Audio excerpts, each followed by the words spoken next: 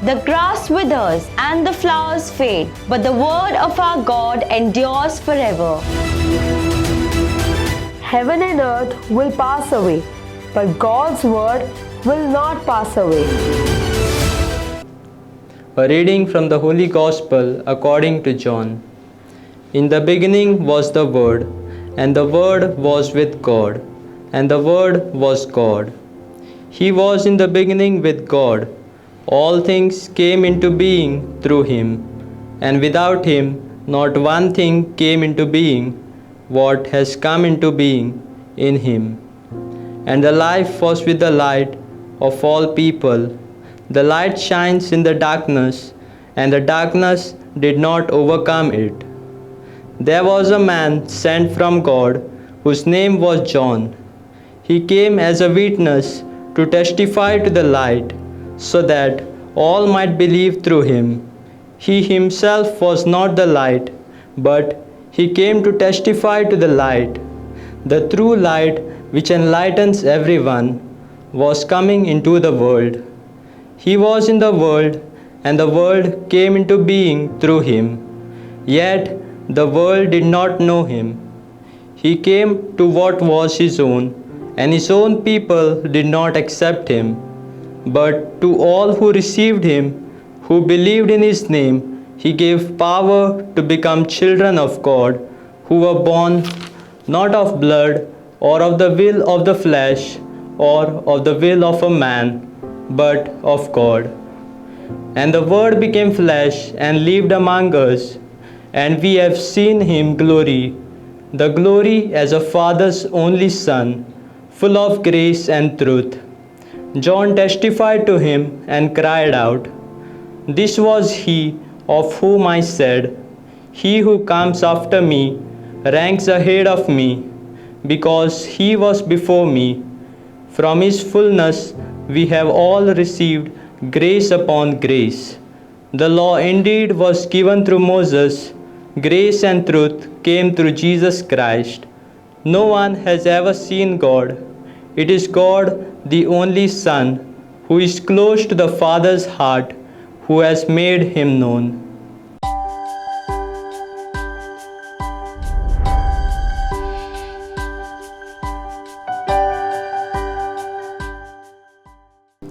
Once, a small incident that occurred during World War I was reported in the newspapers. The headlines read, "A Christmas Day Miracle in 1914. The war that began in August still continued in December. Thousands lost their lives, many wounded, and there were great destruction. The entire Europe was burning, with Germany warring against England, France, and Belgium. There was no hope of immediate cessation of the war. The Pope pleaded with the nations to cease the war, but the German king said no way. He ordered his troops to keep fighting till the enemy was completely destroyed. But something unusual happened on Christmas night. Suddenly, in the German camp, there was no sound of gunfire. Peter Gudgeon, who was a British soldier guard, quietly stood up from the trench and saw that the German soldiers were happily singing Christmas carols. There were colored lamps lit. Their arms were hung on Christmas tree.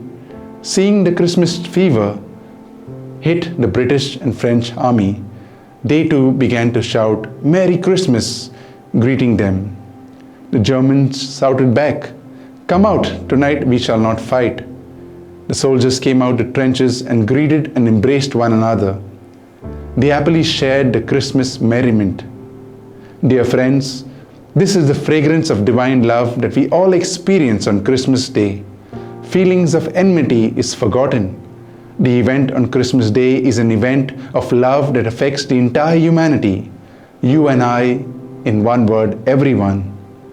God loved the world so much that He sent His only begotten Son. Today's Gospel announces that the Word was made flesh and pitched its tent among us. God became like us, human in every way but sin. He took on our weak condition, endured suffering and other privations. Why? to give us the life of God. God became man so that man should become like God. God became poor so that man should become rich. Secondly, John the Evangelist tells us in this passage and in his entire gospel the type of welcome or response that man gave to this event. Seeing the teachings and miracles of Jesus, the people were astounded and responded by believing that he was the Son of God. Jesus gave them the life to God and the power to become God's children. But on the other hand, others not only rejected Jesus, but became his enemies and are out to kill him. Throughout the Gospel, John shows us how people respond to Jesus in different ways. No sooner did the angel announce the glad tidings of Jesus' birth to the shepherds, they decide to pay a visit to the infant Jesus, leaving their sheep behind. They pay their obeisance to him and return to their sheep with joy and peace. Similarly, seeing the star, 3 wise men from the east decide to take the risk to leave their homes and travel with courage the long distance guided by the star, overcoming obstacles and dangers to meet the King of Israel. They bow in worship and offer their gifts, acknowledging the infant Jesus as divine King. They too return with joy to their homes. On the other hand, look at the others. Having got the good news of Jesus' birth, and in spite of confirming it from the scriptures, the leaders and priests of Jerusalem were confused and refused to pay visit to the new king. Hearing that another king of Israel was born, Herod was afraid and seeks to kill him. Hence, in this way people react positively and negatively to the birth of Jesus. These two contrasting responses we find throughout the public ministry of Jesus. The important thing about Christmas is, how do I respond to the divine gift of Jesus to us?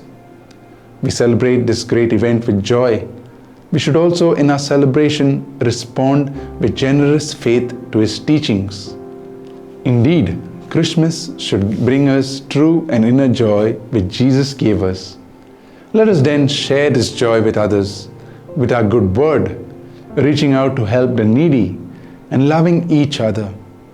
Christmas brings peace, as the angels proclaimed, peace to men of good will.